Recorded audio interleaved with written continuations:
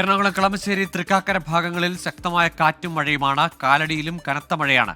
കോട്ടയത്ത് അതിശക്തമായ കാറ്റ് വീശുന്നു. കൂടുതൽ വിവരങ്ങളുമായി YS അഭിനന്ദ് കൊച്ചിയിൽ നിന്നും, ടോബി ജോൺസൺ കോട്ടയത്ത് നിന്നും ചേരുന്നുണ്ട്. ആദ്യം അഭിനന്ദിലേക്കാണ്. അഭിനന്ദ്, ഇന്നലെയും ഇന്നുമൊക്കെയായി എറണാകുളത്തിന്റെ വിവിധ ഭാഗങ്ങളിൽ അതിശക്തമായ മഴ പെയ്യുന്നുണ്ട്. രാത്രിയിലത്തെ സാഹചര്യം എന്താണ്?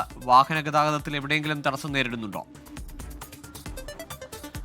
ഗോകുൽ, എറണാകുളം ജില്ലയിൽ ശക്തമായ കാറ്റും മഴയും തുടരുകയാണ്. നഗരത്തിൽ ഇപ്പോൾ മഴയ്ക്ക് നേരിയ കുറവുണ്ട്. ഇടവിട്ട മഴയാണ് നഗരത്തിൽ ആകമാനം പെയ്തുകൊണ്ടിരിക്കുന്നത്. Kaloor, Palarivattom, M G road തുടങ്ങിയ പ്രദേശങ്ങളിൽ ചെറിയ വെള്ളക്കെട്ട് രൂപപ്പെടുന്നുള്ള വിവരം ഇപ്പോൾ പുറത്തു വരുന്നുണ്ട്.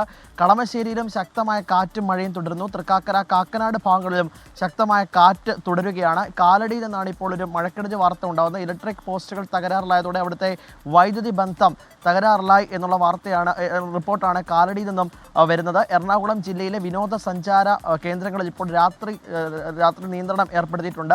ജില്ലയിൽ ശക്തമായ മഴയും കാറ്റും തുടങ്ങുന്ന സാഹചര്യത്തിൽ പ്രൊഫഷണൽ കോളേജ് ഉൾപ്പെടെയുള്ള എല്ലാ വിദ്യാഭ്യാസ സ്ഥാപനങ്ങൾക്കും അവധി പ്രഖ്യാപിച്ചിരിക്കുകയാണ് കളക്ടർ.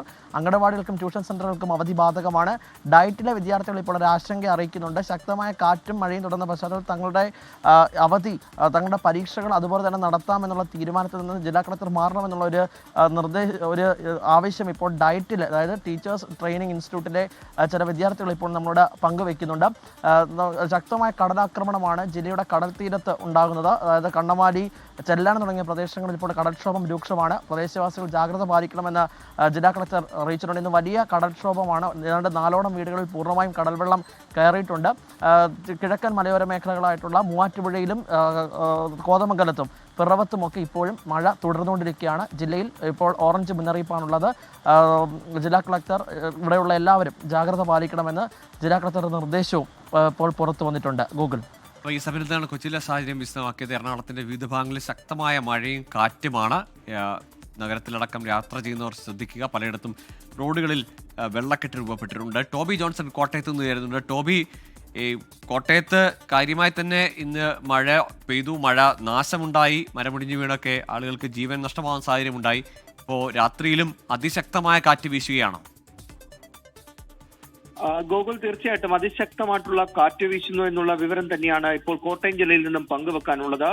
പ്രത്യേകിച്ചും കോട്ടയം നഗരത്തിലും അതുപോലെ തന്നെ കുമരകം മേഖലയിലുമാണ് ശക്തമായിട്ടുള്ള കാറ്റ് വീശുന്നത്. കോട്ടയം നഗരത്തിൽ ഏകദേശം മണിക്കൂറിൽ 60 കിലോമീറ്റർ ശക്തിയിൽ കാറ്റ് വീശുന്നു എന്നുള്ള വിവരമാണ്.